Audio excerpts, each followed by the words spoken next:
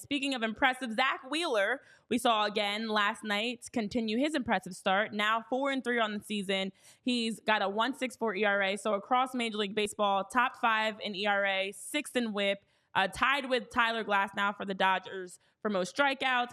His WAR, a 1.8 WAR, leads all pitchers. He's been fantastic, and we know Yep. he also spoke pretty firmly on wanting to stay to the his routine, his day of rest, and how the 6-man rotation didn't work for him. I'm curious your thoughts on how we've been seeing Zack Wheeler now on 5 days rest, and after having him speak up and advocate for himself, essentially, he came out, backed it up last night with another stellar performance, and just the incredible start he's had, on pace to be a Cy Young candidate for sure, front runner, I should say. What are your thoughts on Zack Wheeler and his way that he's been pitching so far?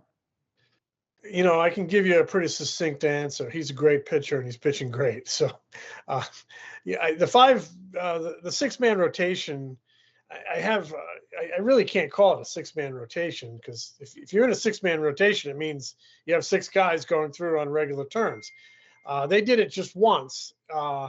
They dropped in Spencer Turnbull one time after Taiwan Walker came back. And they did that, I think, for a couple of reasons. They're riding the hot hand, and they wanted to get Wheeler an extra day and Nola an extra 2 days. Nola traditionally does benefit from a little bit of extra rest. Zack Wheeler traditionally does not.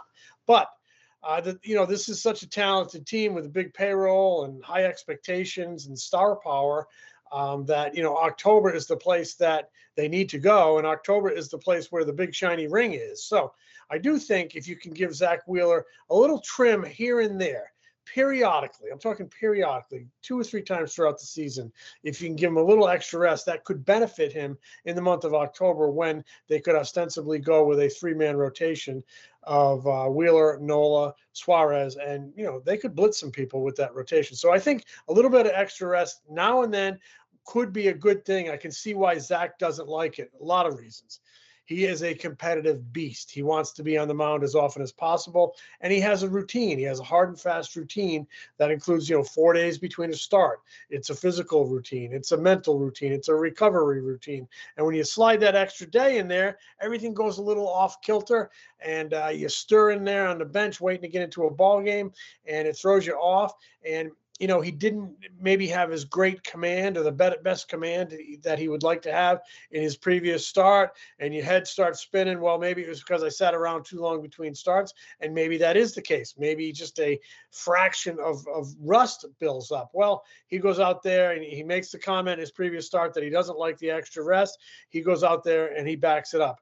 I can tell you they're not going to overload him with extra rest. They're going to try to keep him on his regular day because he's so good. You want him out there as much as possible. But when they can nip and tuck a little bit, because the prize is in October and he's so important to their quest for that prize, I think they may do it. It won't be a regular occurrence. I understand what they're doing. I think deep down inside, Zack probably understands what they're doing. It's just tough to sit around when you're that competitive and you're that good and you're that much in your prime. It's just tough to sit around, I think, that one extra day.